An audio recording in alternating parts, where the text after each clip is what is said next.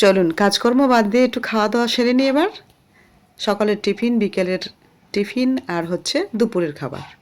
নমস্কার, কেমন আছেন সবাই? দিনলিপির আরেকটি দিনে আপনাদের স্বাগত জানাই। আজ সকালে ছেলে খাবে ডিমের পোস্ট, তাই ভাবলাম আজকে একটু বাটার দিয়ে করে দিই। তো একটুখানি বাটার দিয়ে তারপর ডিমগুলোকে ছেড়ে দেবে। যা, এটা তো ফেটেই গেল। তো মাঝে মাঝে এরকম ডিম ফেটিয়ে করে দিই, আবার মাঝে মাঝে এরকম পোচের মতো করে দিই। ছড়িয়ে দেবো একটুখানি নুন আর দিয়ে দেবো গোলমরিচ গুঁড়ো। কেউ কেউ আপনারা চাইলে চিলি ফ্লেক্সও দিতে পারেন। আমি অবশ্য শুকনো লঙ্কা ভেজে গুঁড়ো করে ডিব্বা ভরে রেখে দিই। বাজারে কিনতে গেলে চিলি ফ্লেক্স অনেক দাম, একই তো জিনিস।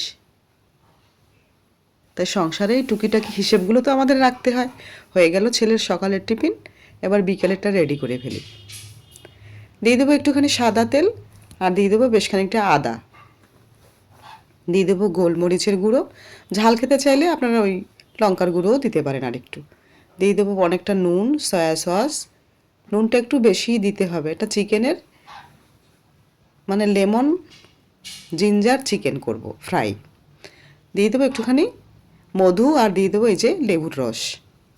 এই সমস্ত উপকরণগুলো ভালো করে মিশিয়ে চিকেনগুলোকে আগে থেকে ধুয়ে পরিষ্কার করে জল ঝরিয়ে রেখেছি, এবার এর সাথে মিশিয়ে রেখে দেবো ঘন্টাখানেকের মতো।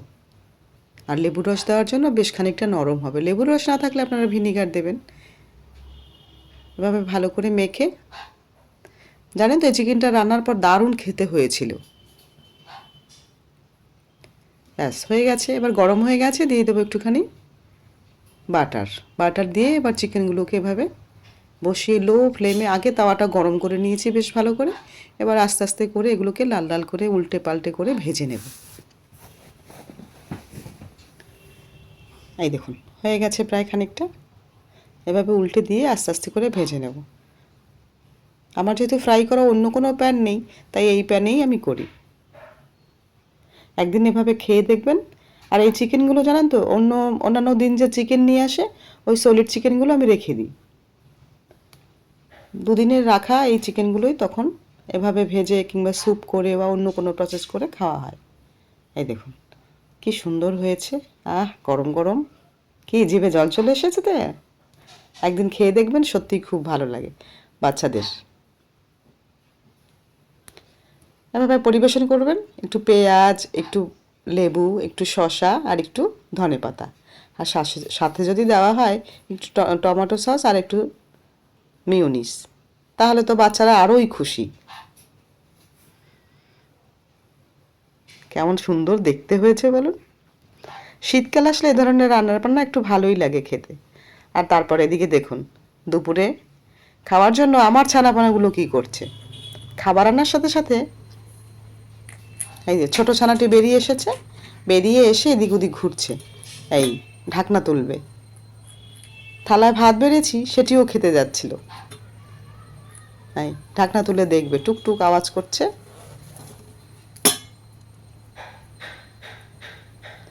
ঘরে যেহেতু কাজ হচ্ছে, তাই আমরা অন্য ঘরে নিচে খেতে বসেছি। ও হেঁটে হেঁটে সমস্ত খাবার দাবার ঘুরে ঘুরে দেখছে, আর আরেকজন খাঁচায় বসে বসে ডাকছে। এই দেখুন বেগুন ভাজা খাবে, ঠোঁট দিয়েই আবার মুছে নিচ্ছে যে ওটা খেতে ভালো না। ভাতটা একটু মাঝে মাঝে খায়। এই এটি হচ্ছে চিক কনুর, ওই জন্য আমি ওকে চিকি চিকি ডাকি, চিক চিক চিকি চিকি। আর অন্য যেটা আমার আছে সান কনুর, ওটাকে আমি সোনু বলে ডাকি। সান চিক। এই ওটা খাওয়া যাবে না, তাই উঠে গেছে খাঁচার উপরে। এবার ওখানে বসে দেখছে আমি কীভাবে কী করছি। সারাদিন এদের নিয়েই আমার সময় কেটে যায়। ভালো লাগলে আপনাদের ভিডিওটি অবশ্যই পাশে থাকবেন। আর আমার এই সান আর চিকের জন্য একটি সাবস্ক্রাইব, লাইক, শেয়ার। এই যে এই বসে বসে ওখানে বসে মা মা করে ডাকছিলেন। সব কথা বলতে পারে জানেন। মা চা খাবে, মা ভাত দাও, বাবা, বাবু। ছেলেকে আমার ডাকে বাবু ওঠ ওঠ, এত সুন্দর ডাকে যে মায়ায় জড়িয়ে যায়। আসলে আসলে এই পাখি কিন্তু কথা বলে না, কিন্তু এত সুন্দর কথা বলে, যেহেতু এর সাথে আমি সারাক্ষণ গল্প করি ওই জন্য। এই যে ওকে ভিডিও তুলছি, ওই জন্য ও আবার নিচে নেমে দেখছে।